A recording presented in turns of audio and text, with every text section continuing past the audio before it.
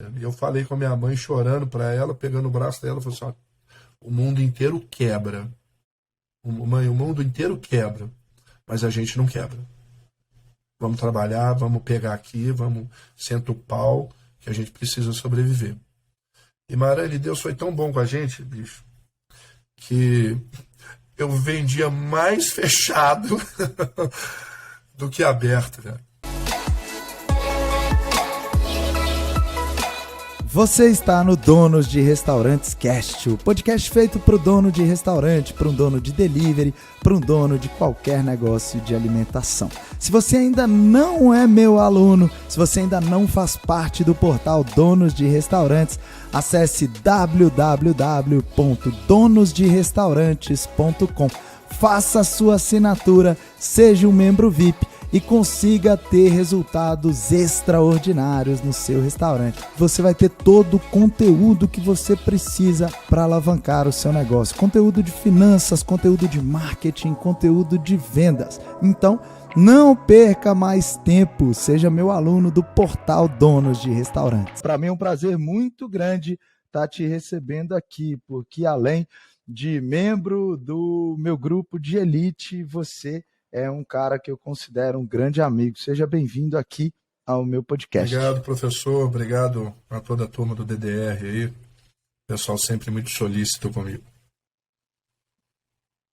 Léo, vamos começar aqui já com o pé na porta. Para as pessoas que ainda não te conhecem, o seu negócio é uma comida portuguesa. E comida portuguesa já remete uma comida mais cara. Como é que é trabalhar com um tipo de gastronomia onde o público é extremamente qualificado e extremamente nichado? Por um lado, é uma coisa excelente, né? Porque, entre aspas, eu estou nadando em águas tranquilas. Eu trabalho com bacalhau. Bacalhoada não é um prato fácil, é um prato de pessoas mais adultas, né? Adultos resolvidos, eu costumo falar assim, adultos direcionados. Poxa vida, é muito fácil quando você trabalha com produto de qualidade e você cobra preço. E como bacalhau não é qualquer um que come, porque é um produto caro já tradicionalmente, fica bem nichado. Puxa vida, a gente costuma falar assim, quem come bacalhau é rico. Infelizmente ou felizmente. Porque a proteína é cara. E a gente repassa o valor da proteína, a qualidade da proteína. É verdade, Léo. Eu que já tive a oportunidade de estar algumas vezes no restaurante do Porto e já ouvi falar, inclusive, que é o melhor bacalhau de Minas Gerais e talvez do Brasil. Como é que você enxerga isso? Para mim é um motivo de muita honra. Isso é um dos objetivos meus, ser considerado o maior vendedor, né, a consumidor final de bacalhau do país e ser referência no país, assim como, sei lá, o Dom do Alex Atala é um chefe, um grande chefe, poxa vida, cara super conceituado. Eu quero, o meu sonho, o meu desejo, né, é que o restaurante do Porto seja referência a nível nacional. Nós já somos hoje o maior vendedor de bacalhau do estado, somos um dos grandes vendedores do país, mas ainda estamos bem aquém, vamos dizer, do eixo Rio-São Paulo, porque lá a quantidade de pessoas é maior. Eu ainda acho que eu sou maior do que o Espírito Santo, eu ainda acho que eu sou maior que o sul do país, que o Nordeste, que o Centro-Oeste. O volume de bacalhau que a gente tem nas casas, né? Somos 2 unidades, Lourdes e Cidade Nova. A gente tem um volume muito bom de bacalhau, tanto que somos especialistas no pescado. É isso aí, eu estava relendo ontem um livro que eu adoro. O Jorge Paulo Lemann fala que sonhar grande e sonhar pequeno dá o mesmo trabalho. Então a gente precisa sonhar grande mesmo. Quando você diz que você quer ser visto, enxergado, reconhecido como o maior do Brasil na culinária, na gastronomia portuguesa, eu acho que a direção é essa mesmo. E quem te conhece sabe o quanto você pensa grande. Mas é importante ressaltar o que você disse aqui, Léo. A galera que está escutando a gente agora pelo Spotify, a galera que está assistindo a gente pelo YouTube. A escolha do ponto físico, a escolha do lugar onde você vai montar seu restaurante faz toda a diferença, né? Quando a gente está, eu que estou sempre em São Paulo, você também, que vai com frequência, eixo São Paulo-Rio, né? A gente tem uma quantidade de pessoas infinitamente maior, inclusive o poder aquisitivo nessas cidades é maior do que o poder aquisitivo de Belo Horizonte. Isso também faz diferença e é um fator a ser ponderado. Né? A gente, né, conversando, assim, eu, meu pai, meu pai é o fundador, né, o Saldanha tá ativo, Dona Glorinha tá ativo ainda, então a gente conversa muito sobre isso, sobre expansão das lojas. A gente tem uma loja na Cidade Nova, que é a região leste, temos uma loja central, que é no Lourdes, e a gente gostaria muito de crescer para a Zona Sul, porque a dificuldade de uma cidade grande, de mobilizar onde o dinheiro está, é na região Centro-Sul mesmo, e mobilizar cliente, no final, hoje, graças a Deus, as duas casas vendem muito bem no meio de semana, no final de semana, mas no meio de semana isso ainda é complicado, por causa de deslocamento, a distância. Mineiro é um povo, o Belo Horizontino em si é um povo mais complicado de se trabalhar, é um povo que gosta muito de comodidades, né? De facilidades. Mas o ponto é fundamental.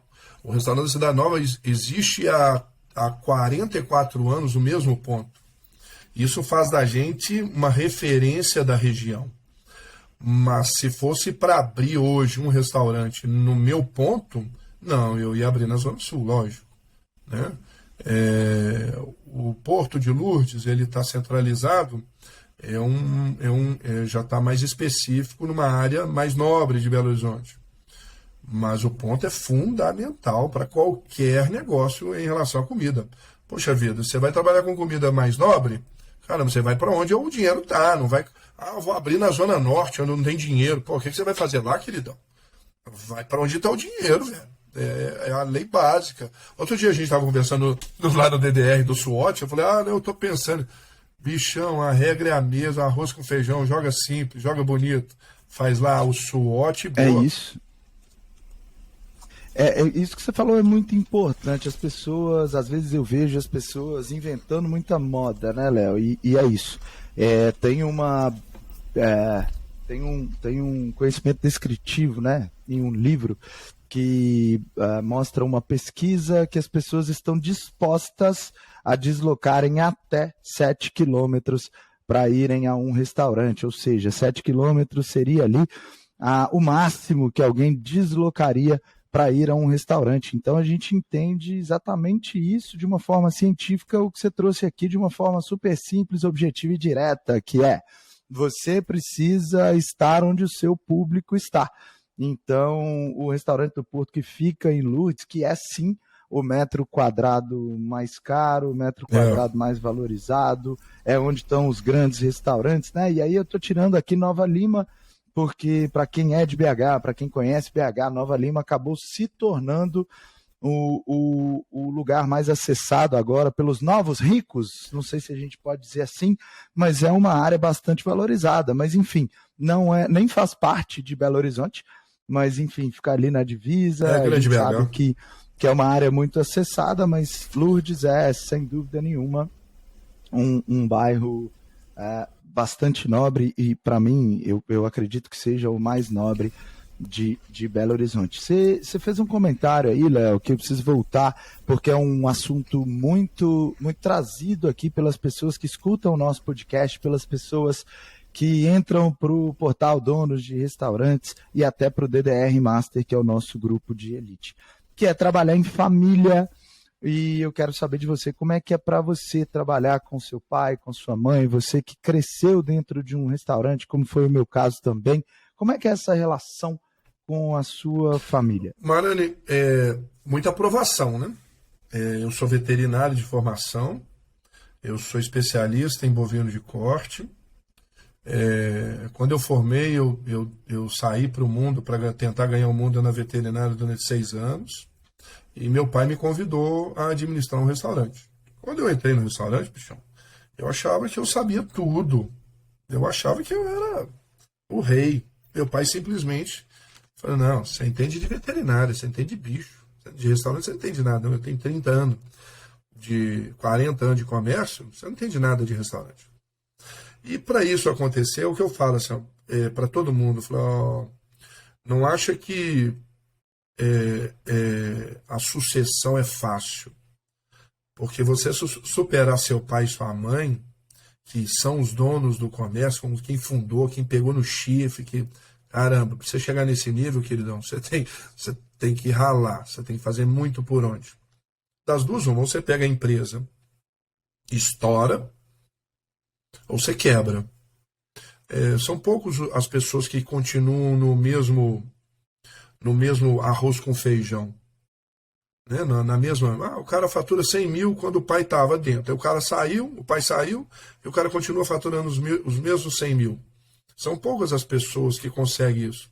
A tendência, e são poucas as pessoas que conseguem ter uma sucessão competente. Eu estou tentando lembrar qual que é o livro que eu li sobre sucessão. Se você puder me ajudar, caramba. De um empresário famoso que fez uma sucessão de pais, nos pais, e quando ele pegou a empresa quebrada. Ele entrou com toda a capacidade dele, ele virou uma potência que virou. Só que isso não acontece em restaurante, Mara. E aí? Você tem noção que a dificuldade do setor é essa? Seu pai, sua mãe, seu pai vai no Ceasa, minha mãe vai no Ceasa, meu pai... Caramba, é outro nível de encostar o umbigo no balcão e estar ali o dia inteiro. Eu não tenho diretor, eu não tenho CEO, eu tenho uma equipe que trabalha comigo, mas se eu não tiver ali afiando os instrumentos que eles são, a orquestra não anda. Quem sou eu de ser um grande diretor? Então, a dificuldade maior do setor é essa, da sucessão do setor é essa. Que o setor ele exige muito, e só quem fez a fundação valoriza todo o esforço. Geralmente, quando o herdeiro pega, ele não está acostumado com esse ritmo, ele custa engrenar. Ontem eu estava vendo um post seu falando sobre 2 anos, né? 2 anos, a grande parte das empresas quebram com 2 anos. E, inclusive, a sucessão.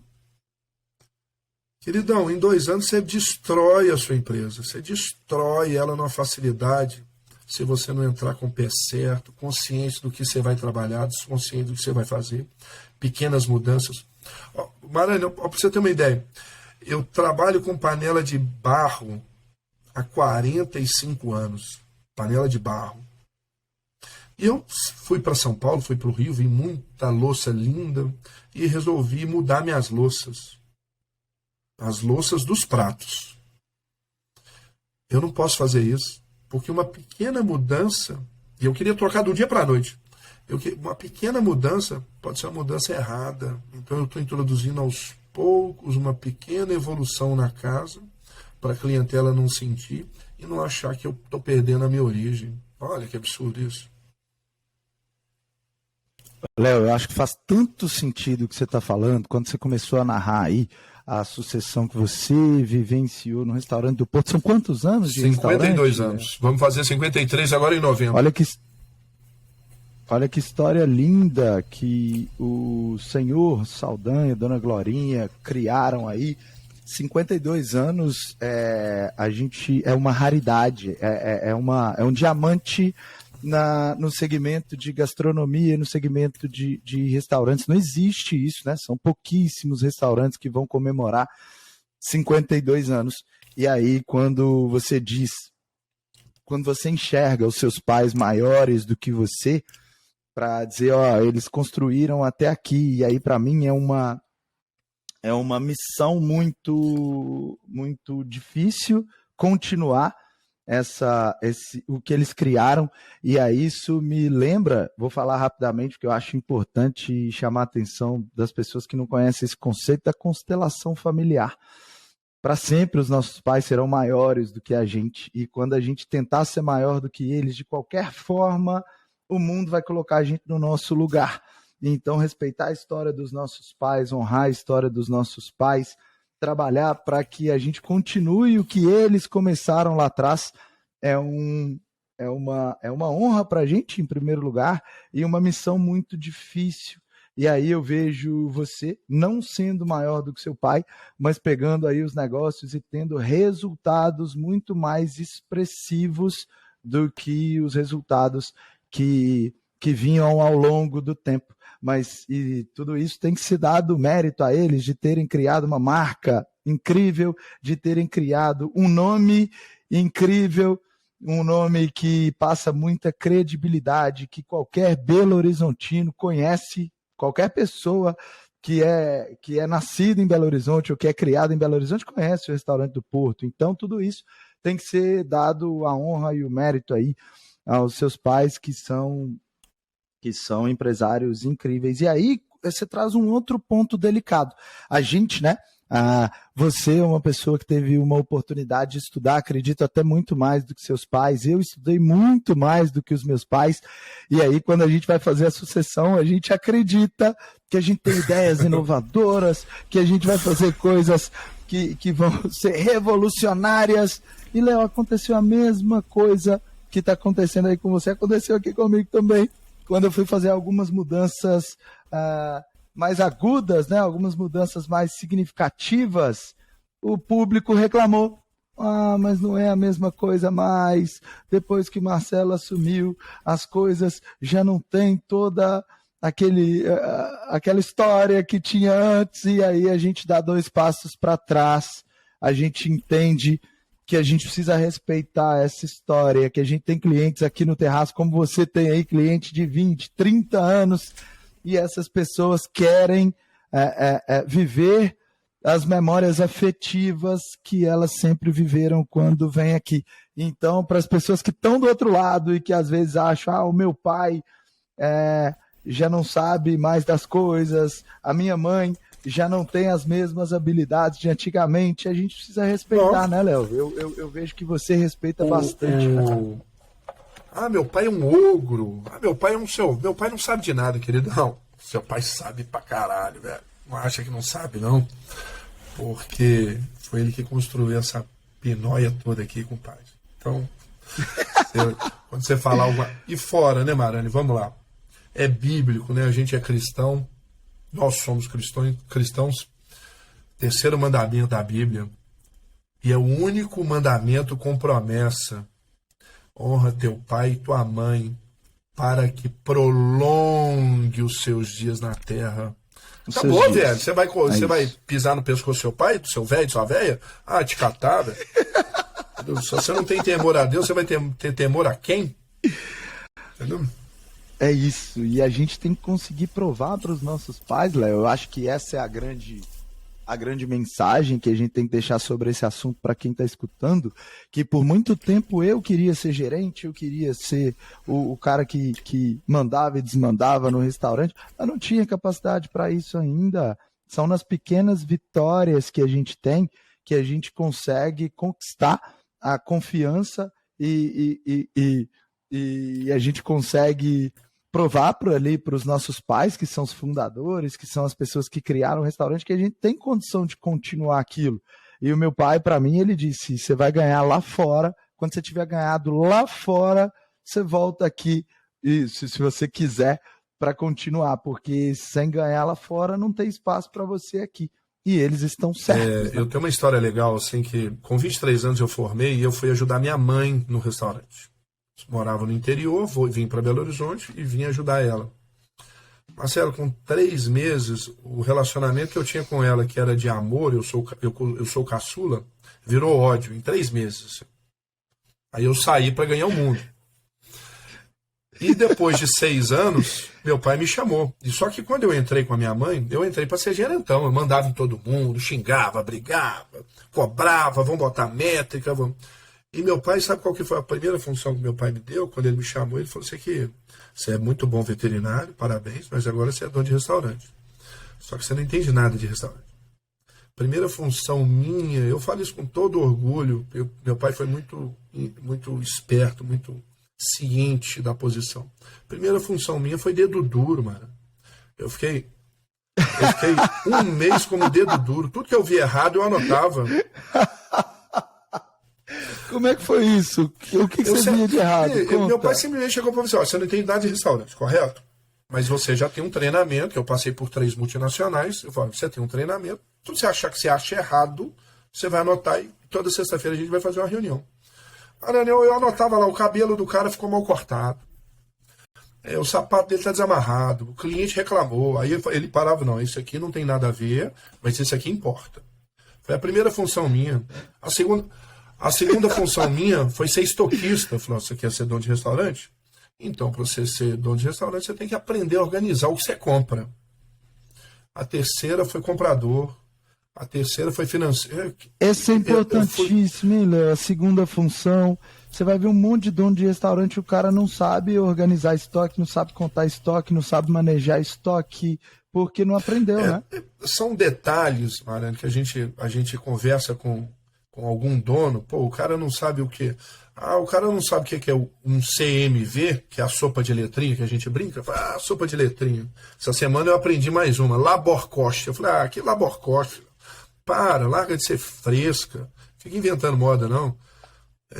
É custo bruto, acabou. Isso foi na aula da Fernanda? Foi outra pessoa. A gente estava conversando sobre... Não, eu falei disso você hoje, falou? Inclusive, lá no meu... Essa aí eu não conhecia. Aprendi tem 15 dias. Laborcoste. Falei, que porra... custo de produção, custo. Custo de mão de obra. Põe lá essa porra desse custo de mão de obra lá. Então, só que tem dono de restaurante, eu converso isso muito, que ele acha que é só abrir uma porta. Poxa vida, às vezes você está no interior, você não vai ter uma fiscalização sanitária tão pesada, você não vai ter uma fiscalização municipal tão pesada, igual nós estamos em Belo Horizonte, você pode até vencer um pouquinho mais. Mas se você entra para dentro de uma cidade grande que exige uma fiscalização grande, é placa que você paga, é espaço de calçada, é espaço de rua, é custo financeiro de trabalhador, é FGTS, INSS, é PIS/COFINS, né? Você vai pagando um monte de tributo que o cara começa a achar que é só abrir uma portinha para vender uma pizza, um hambúrguer, e o cara, quando ele começa a especializar, ele vê o tamanho do buraco que ele está entrando. Só que antes dele especializar, ele tropeça nas coisas básicas, que é o custo da venda do produto, é o custo da mão de obra, é o custo da operação, essas coisinhas simples, um custo de um marketing, um custo de uma gestão, a própria mão de obra do cara, do dono, são coisinhas simples que o cara não tem noção, o cara só quer vender, comprar. E eu acho que o curso lá no portal, por isso que eu falo assim, bicho, você acabou de entrar no restaurante, vai lá, acessa o portal e vai aprender o basicão, o básico do básico, porque para você sair fora de algumas pegadinhas que o comércio dá e sem perceber você quebra, sem perceber você cai. O restaurante é uma empresa, né, Léo? E as pessoas não percebem isso. Você citou o portal, para quem caiu de paraquedas aqui hoje, Portal Donos de Restaurantes, a maior escola para donos de restaurantes do Brasil. É um ensino online, quando você decide fazer negócio com a gente, entrar para o Portal Donos de Restaurantes, você tem um conhecimento aprofundado em tudo que você precisa para gerir um restaurante. E aqui eu estou falando de mentorias de finanças, mentorias de processos operacionais, de venda, de marketing e de direito trabalhista, enfim, tudo que você precisa de fato na prática para que você consiga melhorar a sua gestão, as suas vendas e, enfim, todos os seus processos dentro de um restaurante. E restaurante é um mundo sem fim. As pessoas me perguntam, Marani, mas daqui a 1, 2, 3, 10 anos, o que você vai colocar no portal? Eu já sei tudo de restaurantes. E aí eu pergunto, e sobre as novas ferramentas, as novas tecnologias, os novos equipamentos, a nova forma de gestão e a lei trabalhista que muda com frequência e as novas jurisprudências que a gente tem? Enfim, eu acredito que o conhecimento é infinito e as boas práticas a gente consegue aprender uns com os outros todos os dias. Não. Se você não se você não se lapidar, sem querer, você é um puta de um diamante lapidado, lindão. Só que o tempo vai passando sem querer, o seu brilho vai se acabando, compadre. Então vai se lapidar, vai se... Não estou vendendo o portal, mas, cara, vai ser cliente do portal, vai aprender o beabá, que seja 1 ano, que seja 6 meses, que seja 3 meses. Vai lá, fica lá 3 dias vendo todos os filmes do portal, aprende, anota, estude e traga para você o conhecimento, porque, queridão, o Lula, o Bolsonaro, o Bush, os caras lá podem errar o tanto que for. Só que se você errar, queridão, você tá no sal, que a conta tá na sua conta.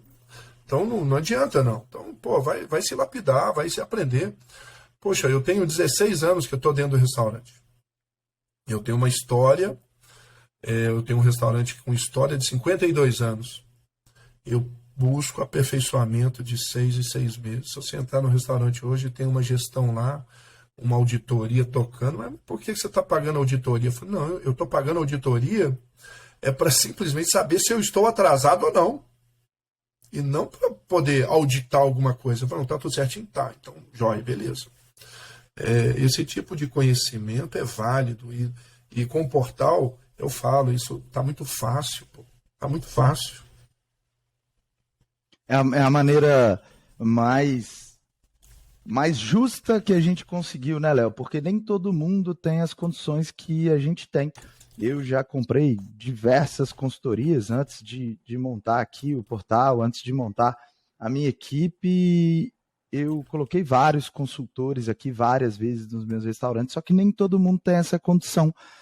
Uma consultoria hoje custa 20, 30, 40, 50 mil reais, dependendo da consultoria, e o portal custa 140 reais por mês. É um custo que o próprio empresário tem que repensar. Se ele não consegue pagar hoje, tem alguma coisa errada no negócio dele. Então é aí que ele precisa mesmo, né? Mas mudando aqui agora, Léo, eu quero saber qual foi a maior dificuldade que você passou ao longo desses anos liderando o restaurante do Porto. Maran, disparado, pandemia. O que você sentiu quando você viu que de fato ia fechar, que as coisas iam caminhar para alguma coisa que nunca haviam caminhado antes? O que você sentiu? Eu sou conselheiro da Brasels, aqui em Minas Gerais, né? Eu faço parte do conselho. Então eu tenho algumas informações, não são privilegiadas, né? Mas antecipadas. Quando numa segunda-feira o presidente mandou no grupo nosso que na quarta-feira ia ter uma reunião, que na sexta-feira a cidade ia fechar. Parando, eu chorava, velho. Eu chorava. Eu chamei todo mundo, ó, tô pensando, nós vamos fechar. Não vamos fechar, vamos abrir na força. Vamos deixar aberto. Não, mas se vier fechar, vão lacrar a gente vai ficar sem dinheiro nenhum. O que nós vamos fazer? Essa hora foi punk, né? Essa hora foi punk. A hora que não poderia ter nenhum funcionário, que a gente não poderia trabalhar só com delivery. Eu desliguei todos os meus funcionários.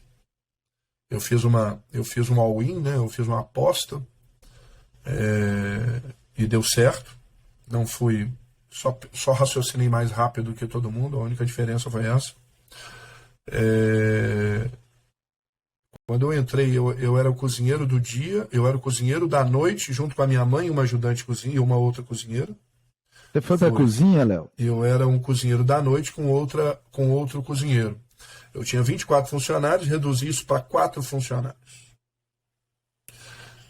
E o pau quebrou, Mariana. E eu falei com a minha mãe, chorando para ela, pegando o braço dela, falei assim, o mundo inteiro quebra.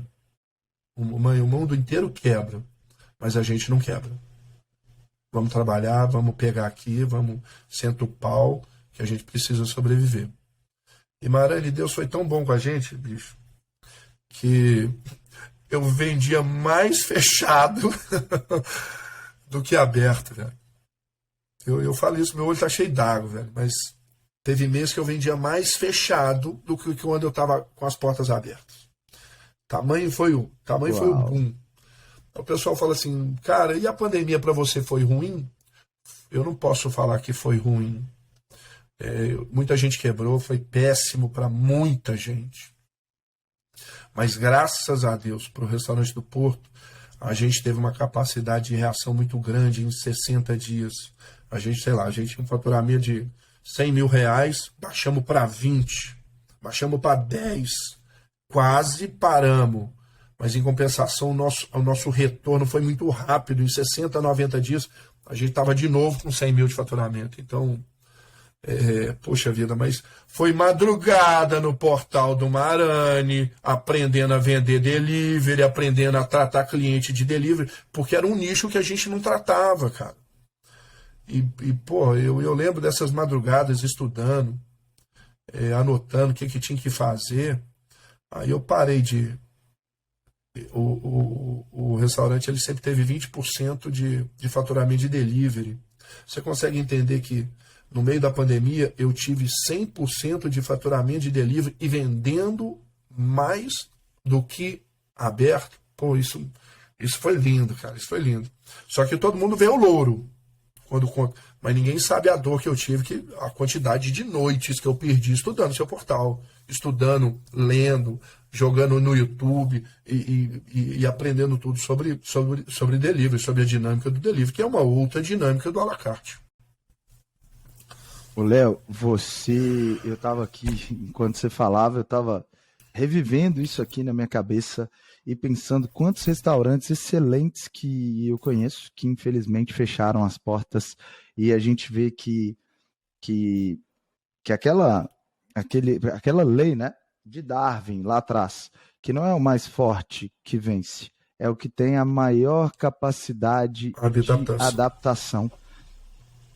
Cara, se a gente for pensar isso, você acaba com todas as desculpas de praticamente qualquer empresário.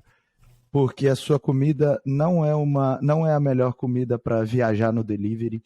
A sua comida é uma comida com ticket muito mais alto do que as outras, ou seja, tem uma barreira de entrada muito grande. Uma coisa é vender pizza no delivery. Cara, eu vendo muita pizza no delivery. Vender pizza no delivery é mole. O delivery no Brasil se difundiu com pizza na década de 80. Então, para o consumidor pedir pizza em casa, é uma comida que ele divide com outras pessoas, é uma comida que tem muito pouca rejeição. Se a gente for falar de bacalhau, bacalhau não é apreciado por todo mundo. Bacalhau, a pessoa precisa ter o paladar ali, precisa conhecer, precisa dar valor para o bacalhau, senão o cara vai falar, pô, eu vou pedir um delivery aqui de R$250, R$300, R$400, se eu posso pedir uma pizza de 70 mangos? Pelo amor de Deus, é muito mais difícil. O cara que tem que estar lá, o cara que está do outro lado agora, escutando o que a gente está conversando aqui, ele tem que entender que a pandemia já passou, mas as dificuldades existem todos os dias no nosso negócio. Aí vem o cara dizer que na cidade dele não tem mão de obra, que na cidade dele as pessoas não estão acostumadas a comprar um produto mais caro, que na cidade dele tudo é diferente, quando na verdade a responsabilidade é dele, porque se tá tudo ruim pra caralho, muda de cidade, porra. Muda de planeta, filho. Muda de planeta. O Léo teve um insight, teve uma decisão rápida que não tem certo ou errado. Ele não sabia se ia dar certo. Demitiu todos os colaboradores e com isso, o que ele estava pensando? Cara, eu não sei se eu vou ter grana para pagar esse cara. Eu não sei se eu consigo ir acumulando esse passivo. Então eu vou tomar decisão agora, vou arregaçar as mangas e vou lá para dentro da cozinha. E eu vou aprender a vender o que eu não sei ainda, porque o delivery... O quanto representava o delivery, Léo, nessa época, antes do fechamento do seu restaurante? Você lembra mais ou menos? Eu corri atrás de 30%. A gente fechava 26%, 28%, eu corri atrás do 30%. Então vamos lá, líder, pensa se você aí, ó, você que está do outro lado, você vende R$100 mil hoje no seu restaurante mais delivery, tá? Presencial, takeaway, delivery. E aí você vende 25 mil no delivery. E aí os 75 mil de entrada de dinheiro param, né? Secou essa fonte. Só entra 25. 25 mil você não paga nem seus custos fixos. Acorda aí, pelo amor de Deus. Se a gente... Então, para voltar para o patamar de 100, você tem que quadriplicar as suas vendas. Quadriplicar. Só que não tem tempo hábil para isso. Não é assim, ô cara pálida, você tem aí 6 meses ou 1 ano para conseguir quadriplicar o seu faturamento. Não. Você tem que, para você tirar a boca ali para fora para respirar, para não morrer afogado, você tem 2 meses, 3 meses no máximo. Então, abaixar o custo fixo com a diminuição dos salários foi a primeira atitude do Léo. E sim, o salário é o labor cost que a gente estava brincando mais cedo, é o que mais impacta o restaurante. Foi isso que o Léo tomou de primeira. E aí ele teve que ir para a cozinha, teve que levar a mãe dele para a cozinha e teve que assumir uma bronca que talvez já tinha muitos anos que o Léo não tinha que assumir. Então é uma responsabilidade muito grande. Eu lembro dentro da cozinha, Marane, eu cozinhando com o telefone sem fio na mão, atendendo cliente. E aí, e o mais importante ainda falar, em que eu fico falando, nego metendo o pau no marketplace. Porque o iFood é uma merda, porque não sei o quê. E eu sempre fui exclusivo ao iFood. E eu nunca gostei do iFood. E o iFood foi uma das plataformas, foi a única, não foi assim, foi uma plataforma que me salvou nessa época.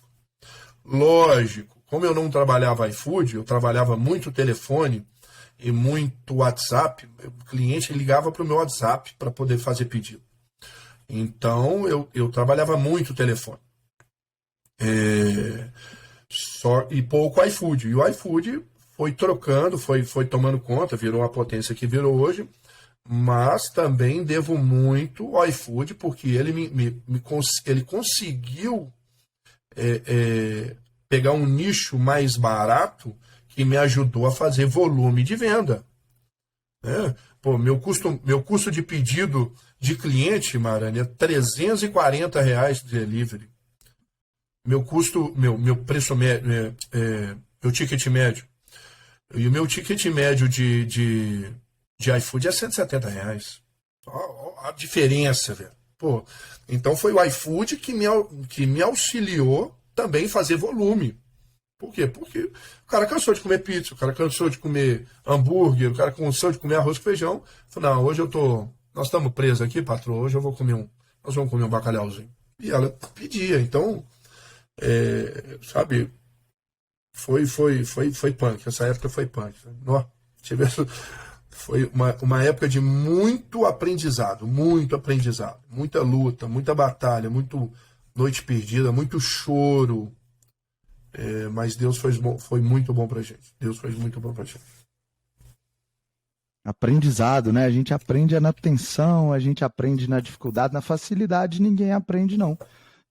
Quando a gente tem uma dificuldade muito grande, a gente precisa extrapolar o nosso conhecimento, a gente precisa extrapolar a nossa resiliência, a nossa iniciativa, a nossa vontade de vencer. Eu acho que isso vai ser editado, mas experiência aí até pelo fiofó mesmo, Arane. Não adianta, não. Não vou editar porra nenhuma, cara. As pessoas. Mas experiência, aqui, quando a água bate na bunda, queridão, nego começa a pendar na ponta do pé na hora. Então não adianta, sabe? É assim que a gente aprende. Olha, eu sou um dos caras que mais dá porrada no iFood. Eu sou o cara que me posiciono como dono de restaurante, como cara que olha pelos donos de restaurantes. Eu tenho uma influência muito grande na rede social e o iFood olha pra gente o tempo inteiro, porque eu realmente vou continuar lutando pra gente ter uma condição melhor de vender pelo iFood, de ser parceiro do iFood. Essa palavra tem que fazer sentido, ser parceiro do iFood. Mesmo dando muita porrada, eu sou um cara extremamente responsável e em todas as oportunidades que eu tenho, eu digo que o cara que está no delivery e está fora do iFood, ele ou não sabe nada de vendas, absolutamente nada, e aí o cara às vezes não sabe operar, e aí fala, pô, as taxas do iFood são muito altas. Meu amigo, quem coloca o preço é você. Então, se você tem taxas altas do iFood, você precisa trabalhar estratégias de vendas e precificar de forma que você tenha um lucro bom, uma saúde financeira do seu negócio. Uma coisa não tem absolutamente nada a ver com a outra. Os clientes hoje estão no iFood, as pessoas pedem pelo iFood você consegue ganhar tração. Eu conheço pessoas que têm operações muito saudáveis, muito mesmo, trabalhando com o iFood. Só que o que a gente precisa entender? O cara vende meia dúzia de pedido por dia, e aí ele opera pelo iFood e aí ele quer ter lucro. Porra, o problema não está com o iFood. O problema está com o seu restaurante, está com o seu posicionamento, está com sua falta de conhecimento, e isso precisa ser dito. Senão o iFood vira o inimigo do dono de restaurante, porque ele cobra taxa alta, e aí o cara tira a responsabilidade dele, que é de aprender a vender, que é de aprender a precificar, que é de aprender a posicionar a marca. Então, eu vou continuar fazendo as minhas críticas mais ferrenhas ao que eu acredito que o iFood precisa evoluir, precisa melhorar, mas ao mesmo tempo eu vou cobrar a responsabilidade do cara que é dono de restaurante e não opera no iFood, ou opera no iFood reclamando o tempo inteiro das taxas, como se fosse esse o único problema do restaurante. Essa parte, essa choramingação em relação aos marketplaces em si me dá no nervo, porque, porra, não vai, então não entra, compadre, deixa o dinheiro na mesa, deixa que o outro pega. Não tem problema, deixa o dinheiro pra mim. Se você não quer, achou ruim do iFood, deixa pra mim que eu pego. Então. Deixa pra mim que eu pego.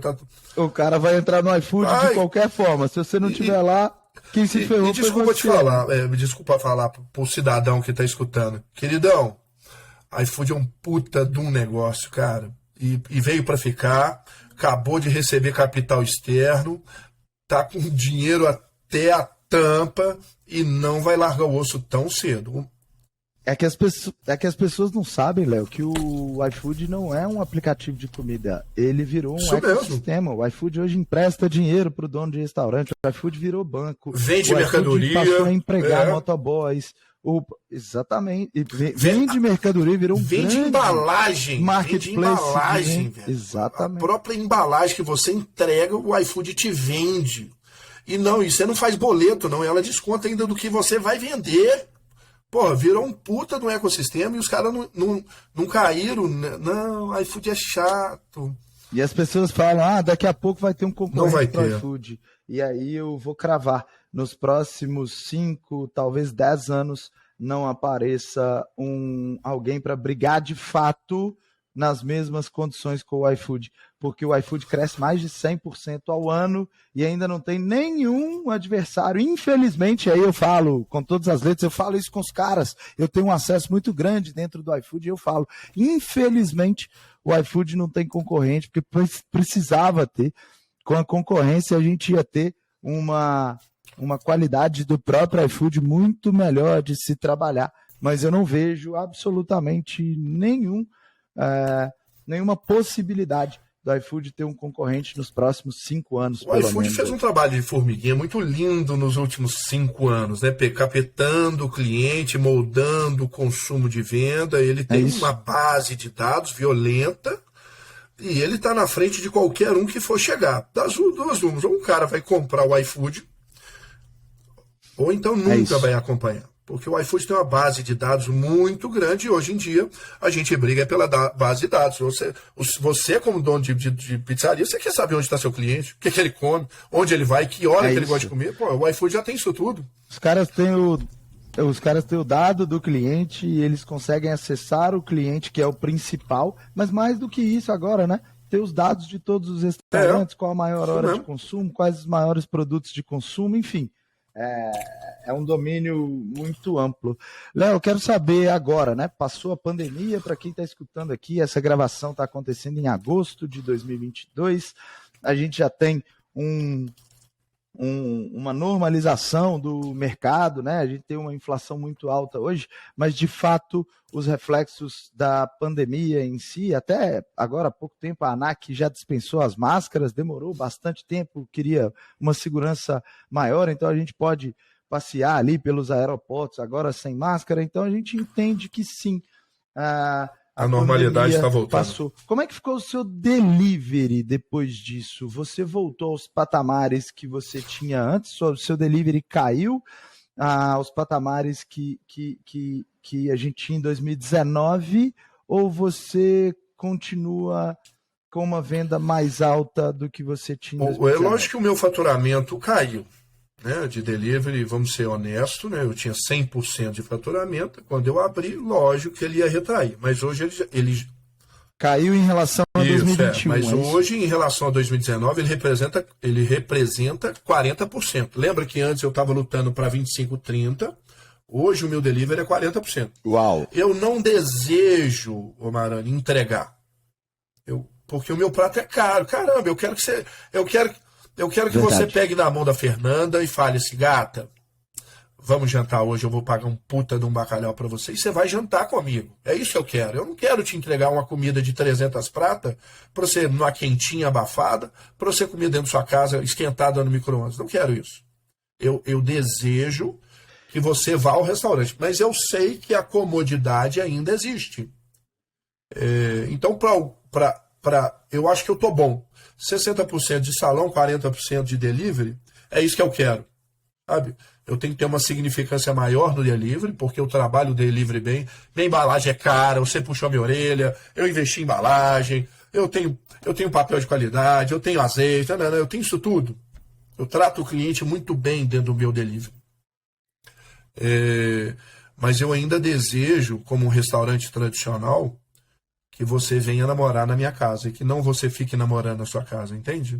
Então 60-40, 60-40 tá bom. E é totalmente diferente mesmo, né? Quando você tá no restaurante do Porto, você senta lá, vem aquela panela maravilhosa, gigante, de bacalhau borbulhando ali, ó. É completamente diferente, como você disse, uma casa tradicional, e aí tem ali um garçom te servindo a francesa, o pessoal, enfim, é diferente, né? Um garçom que está na casa há mais de 30 anos, se eu não me engano, tem um lá há mais de 40, né, anos, é o Roberto.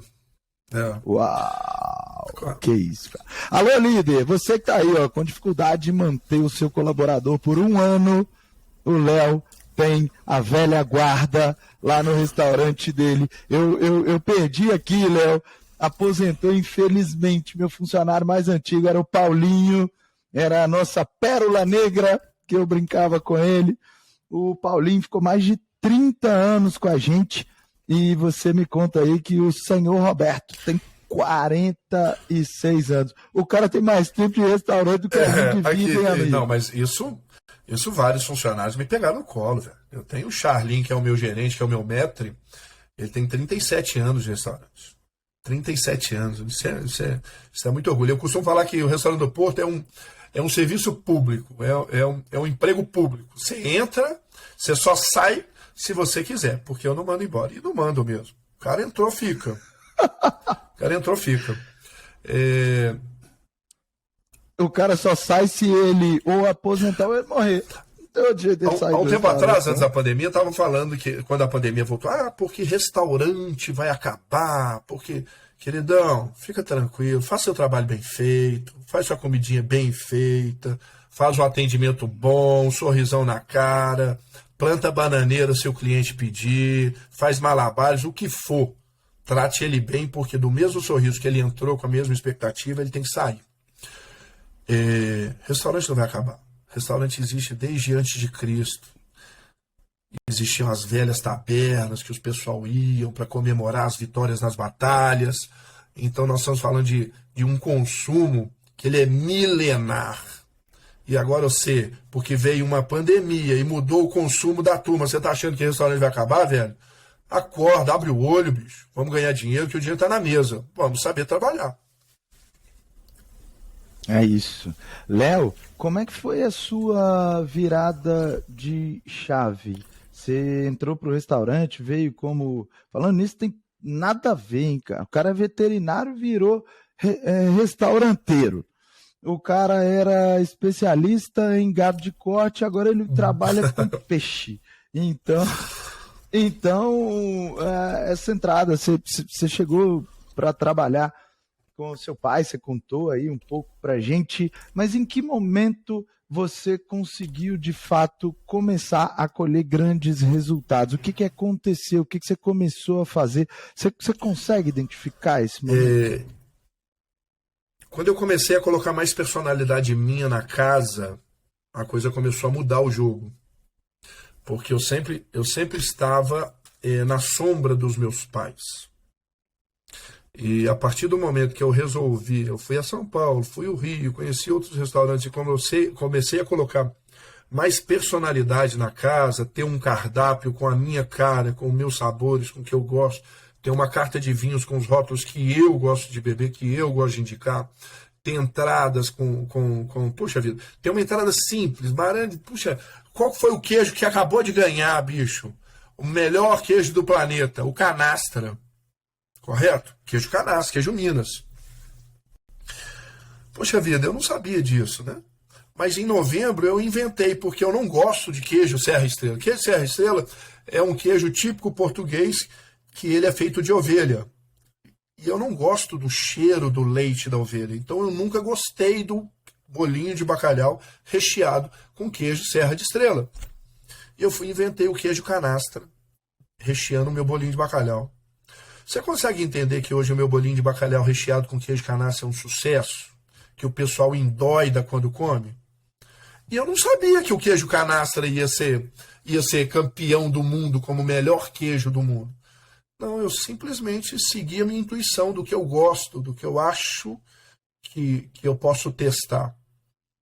E aí deu certo. Hoje o queijo... Você vai vir aqui comer bolinho de bacalhau com queijo canastra, você vai endoidar, é gostoso pra danar, sabe? Então são essas particularidades de colocar personalidade, o meu gosto, que eu acho que a coisa começou a mudar. Quando eu entrei no restaurante há 14 anos atrás, Marani, eu administro Cidade Nova e meu pai administra Lourdes. Toda introdução de produto é feita por mim. Toda mudança de cardápio é toda feita por mim. Hoje meu pai já me dá essa liberdade. E há 16 anos atrás, quando eu entrei administrando a Cidade Nova, aí durante muito tempo meu pai administrou, mais ou menos há 6 anos eu tenho total autonomia da Cidade Nova. Mais ou menos há 6 anos. Não, 6 anos não, perdão, 10 anos. Em 10 anos para cá, a Cidade Nova vendia 40% a menos que Lourdes. Não, 30% a menos. Hoje a Cidade Nova vende 40% a mais do que Lourdes. Então, Uau! E eu não roubei cliente, hein, tá? O Lourdes continua vendendo bem, mas a Cidade Nova disparou. Né? A unidade da Cidade Nova disparou. Lógico, tem uma mordida grande de delivery, que eu trabalho muito delivery, mas eu tenho uma mordida grande de salão. O ticket médio de Lourdes sempre foi 20% a mais do que a Cidade Nova. Cidade Nova, um restaurante, uma região mais simples, e eu tinha um ticket médio menor. Hoje o ticket médio meu continua menor do que Lourdes, mas eu vendo 40% a mais do que o Porto de Lourdes, tá, né? Se a gente for fazer uma análise mais fria, né, sem analisar números, como você disse que a unidade de Lourdes ainda continua com o volume de vendas que a gente chama de flat, né? Ali mais ou menos na mesma direção, no mesmo volume. Se você conseguiu aumentar 40% e conseguiu passar 40% de Lourdes, a gente está falando aí que você aumentou pelo menos 70%, 80% do faturamento do negócio. Então é um aumento absurdo, né? A gente sabe o quanto isso é difícil. Não, quando a gente tem uma situação, Léo, de uma casa que está no que a gente chama de ramp-up, né? Que é, a casa abriu há 1 ano, 2 anos. Algumas mudanças que a gente faz, a gente consegue sim um resultado mais rápido. Mas no seu caso, você tem uma casa que é bastante tradicional, uma casa de muitos anos, uma marca já consolidada que já passou desse ramp-up há muito tempo. Mas aí a gente entende, né? Eu quero até te perguntar o que você acha que ocasionou isso, o que fez ter esse resultado, mas eu sei que grande parte disso é o cuidado que você tem com a casa, a reformulação de marca que você fez, aquela adega maravilhosa que tem aí no restaurante, enfim. Mas quero saber de você, o que você tem feito aí que tem dado Para você certo? ter uma ideia, esse resultado veio de um tempo para cá, né? No meio da pandemia, fechou em março, falei, vou aproveitar que eu tô fechado e vou fazer uma... Não, eu ia fazer um... Bicho, caramba, eu não posso falar dessas coisas, eu até emociono. Eu ia fazer uma reforma em janeiro. Em janeiro eu ia fazer uma reforma no restaurante, nós estamos falando de 2020. E em março o comércio fechou. Eu não consegui, porque eu estava viajando, não consegui fechar um empreiteiro. E no meio da pandemia eu vi uma oportunidade de fazer a reforma, mas muito receoso. Eu falei, quer saber o negócio, não vou fazer essa reforma, não. Porque eu vou aproveitar o restaurante está fechado, ia fazer essa reforma, vou fazer isso não. Porque vai que esse mercado não abre, vai que eu quebro por causa de vaidade. Não, pezinho no chão, vamos ficar tranquilo.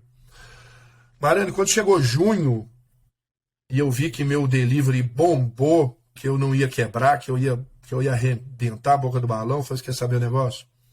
Vamos fazer essa reforma agora.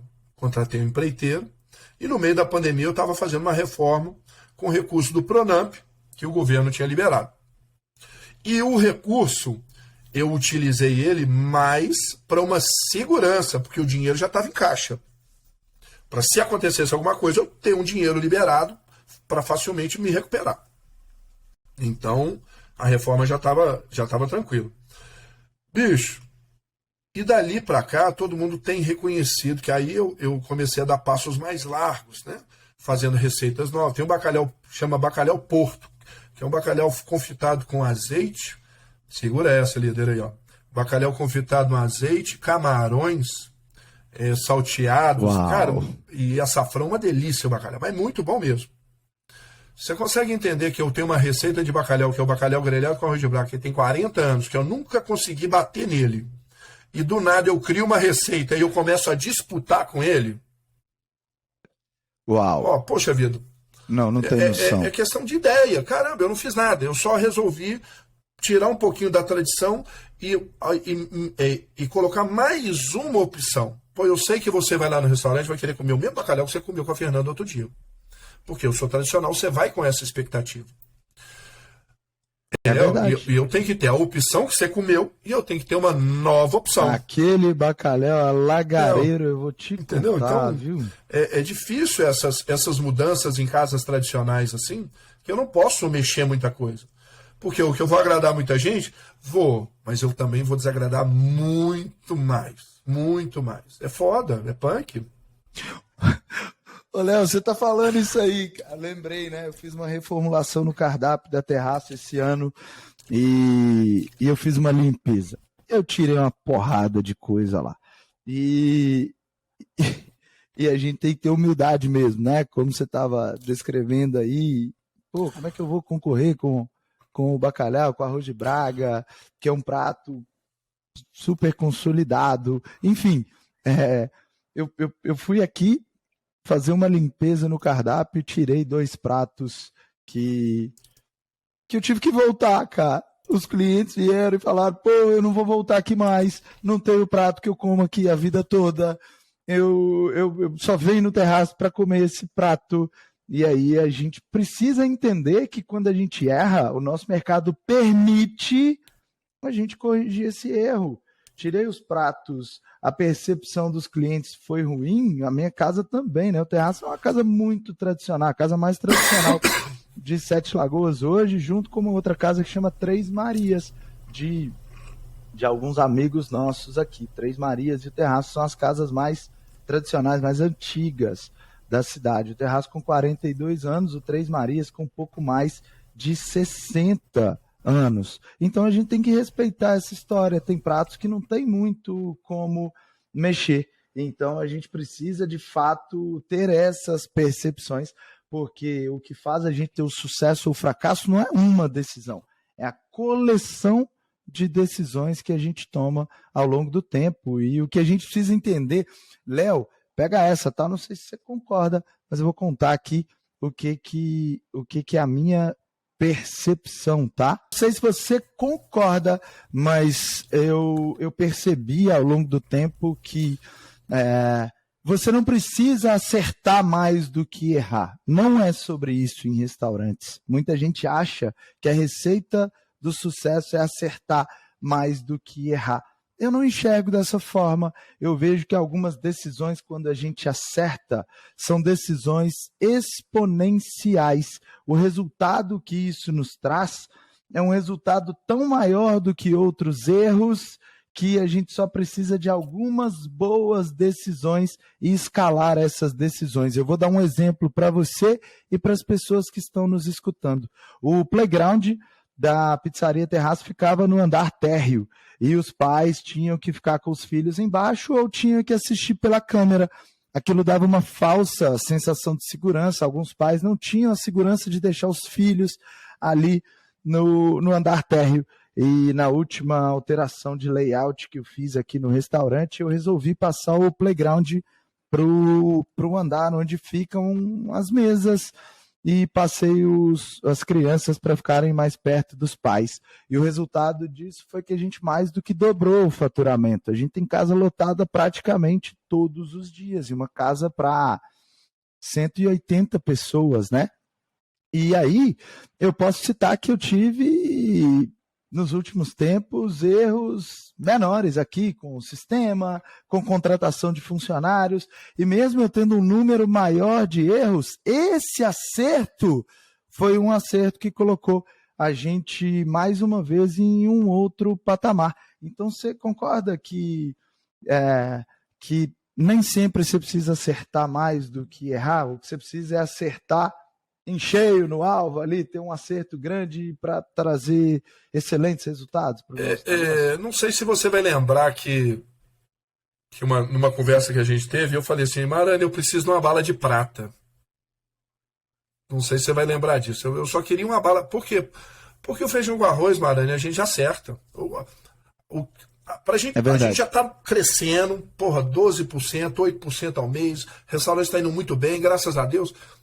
Mas para a gente sair desse crescimento homogêneo, a gente precisa de uma bala de prata. A bala de prata vai vir, bichão. Não é você estudando o seu restaurante. É você devagando, você fazendo alguma coisa que você gosta, é você tomando um banho demorado, é você viajando, é você conhecendo outro restaurante, é você numa roda de amigos. É nessa hora que você não estiver passando por uma pressão, que vai vir a bala de prata, que vai vir, caramba, puta, é agora. Poxa, essa mudança de layout veio num bate-papo entre eu e um outro dono do restaurante. Puxa vida, eu lembro quando eu entrei pro primeiro DDR, para a primeira mentoria, e eu fui, vamos falar sobre embalagem. Eu todo vaidoso, porra, minha embalagem é do caramba, pô, minha embalagem é selada, nananana.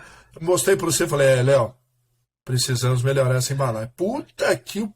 Falei, por quê? Eu falei, não, essa embalagem aí não tá condizente com o seu prato, não. Marana, em 30... Não chegou a dar 30 dias. Acho que em 20 e poucos dias eu já tava com a embalagem nova. Minha embalagem é top. Minha embalagem... É verdade. Poxa vida. Mudou. E o seu conselho veio numa hora violenta, porque o mercado tava abrindo. Né? O mercado tava voltando a abrir, estava voltando a ter normalidade, ou seja, o meu consumo de delivery ia diminuir. Porra, de repente eu venho e racho com a puta de uma embalagem do caramba que você me aconselhou, tal. O que aconteceu com o meu delivery? Não caiu, se manteve. Pô, agora que a turma tá correndo atrás de uma embalagem parecida com a minha, porra, já tem 1 ano e meio que eu tô nadando nessa praça. Entendeu? Então, poxa, são pequenas ideias, são pequenas diferenças, porque Cara, se você está fazendo um bom trabalho, a empresa está indo de vento e popa, você não vai quebrar do nada, velho. Você vai continuar. Só que a bala de prata vai vir num momento tranquilo. Tanto você prega pra gente, cara, um dia da semana você tem que sair para curtir. Vai fazer nada. Se o seu hobby é não fazer nada, você vai fazer nada. Mas você tem que esvaziar a cabeça um dia. Isso é do caralho. É isso, e funciona, né? O cara acha que às vezes é só a parte técnica, mas a parte comportamental é o que faz muita diferença pra gente, né, Léo? E aí, com o tempo, você vai passando a ficar 2 dias off, 3 dias off. Tem gente lá no nosso grupo de elite que nem trabalha lá não, né, cara? Eu falo, porra, vocês estão de sacanagem comigo. Eu ensinei um negócio, vocês estão multiplicando aí por 5, por 5. Aqui, eu falo... Eu tenho que ir no restaurante todo dia, senão me acho muito à toa. Eu falo, não, pelo amor de Deus, senão eu tenho que trabalhar, filho. Lá eu sei que a estrutura roda sozinha, eu sei que meus colaboradores são muito competentes, eu sei que a clientela quer me ver, quer conversar comigo, se sente mais seguro em ver o dono. Mas o principal, eu tenho que me sentir útil, cara. Eu tenho que ir no meu restaurante, senão eu vou fazer o quê da minha vida? E é incrível quando a gente tá vendo o carinho que você tem lá com os seus clientes, né, Léo? As pessoas da melhor idade, super batendo um papo, você senta na mesa com o pessoal ali, conversa, abraça as pessoas que você... Você caiu? Caiu. Não, voltou, você tá aqui voltou, tranquilo. Voltou. As pessoas querem te ver, né, Léo? Querem bater um papo, querem estar mais próximas ali de você, né, amigo? Não. Outro dia uma cliente chamou lá e falou aqui, deixa eu te perguntar. Uma senhora, 84 anos, aí me elogiou, falou bem do restaurante. Aí eu peguei no braço dela, acompanhei ela até o carro, com todo segurando a mão para ela descer os degraus, abri a porta do carro. Ela foi de Uber, ainda falei com o cara do Uber, eu disse, olha, você está levando uma cliente de extrema importância para o restaurante. Você toma cuidado, tá ok? Assim que você chegar lá, você me manda uma mensagem aqui falando que você deixou a cliente aqui, por favor. Sabe, isso é um trato, isso é um jeito de cuidar, cara, isso não tem... Igual, pô, eu lembro uma vez, Maris, um simples relato. Fui a Arraial da Ajuda com meus meninos, a família e tal. Aí chegou lá no cardápio, estava escrito assim, a grosso modo, o restaurante é famoso. Seu filho é muito bem-vindo desde que ele seja amarrado, amordaçado, não pode correr, não pode falar, não pode fazer nada. Eu falei, na hora, quando eu li, eu e meu sogro, eu falei assim, aqui, vamos levantar. Eu falei, se meu filho não é bem-vindo aqui, queridão, não vai aqui que eu vou... Eu quero mais que meu filho quebre essa merda toda, taca fogo em tudo. Eu pago, mas o meu filho tem que estar feliz. Verdade. Sabe, o que você fez no terraço é isso. É isso. As pessoas me perguntam isso mesmo, né? Eu falo, eu não vendo comida, cara. Não vendo mesmo. Eu vendo a oportunidade do pai interagir com o filho, do pai ter um pouco de tranquilidade ali enquanto o filho está se divertindo. E o que as pessoas querem, no meu caso, o que elas querem comprar de mim é isso. E a comida tem que ser boa? É óbvio que sim, né? A comida é o que vai complementar ali a experiência dele. Mas no meu caso, o que a gente vende é a oportunidade dos pais estarem perto dos filhos em um ambiente ali de diversão, de criatividade, de interatividade. Esse nicho que você está abraçando é tão importante aqui em Belo Horizonte que tem restaurantes que eles estão em competição em fazer o maior parque infantil de BH. O cara dentro da casa, o cara perdeu o foco, ele não quer vender comida. O cara vai vender o parque. Aí o menino paga lá, sei lá, R$5 para entrar no parque e mora lá dentro. É isso. Pô, a comida é um complemento. A gente fala sempre, fazer comida boa é obrigação. É obrigação. Aqui eu ganhei essa competição. Nosso playground é gigantesco, a gente não cobra nada, leva animador, leva monitor e por isso... Talvez, né? E por outras coisas, mas a casa está sempre lotada. Léo, quero agradecer aqui sua presença no podcast. Tenho certeza que muitas pessoas que estão escutando aqui esse podcast vão se inspirar muito nas histórias que você contou, na verdade que você trouxe sobre a sua experiência aí liderando restaurantes. Então, deixe uma mensagem para quem está escutando aí o nosso podcast. Nada é fácil, queridão. Se você acha que veio fácil, vai fácil. Aproveita a oportunidade, o mercado é bom, o mercado é exigente. Mexer com comida é uma coisa que mexe com uma memória afetiva muito gostosa. E vamos junto, tamo junto, senta o pau, acelera até o fundo, que é lá no topo que a gente se vê, compadre. Então é isso, líder. Agradecer também, viu, professor, você, agradecer toda a turma do feedback aí do DDR, todo mundo, igual eu falei, sempre muito, muito solícito comigo. Um grande abraço a todos e depois eu vou aí, Sete Lagoas. Valeu, amigo, você é super bem-vindo aqui. Eu também vou aí tomar um vinho branco e comer um bacalhau, o melhor bacalhau do Brasil, tá? Valeu demais pela sua participação aqui, líder. Para você que ficou até o final, eu te vejo no topo. Valeu, galera. Tamo junto. Tchau, tchau.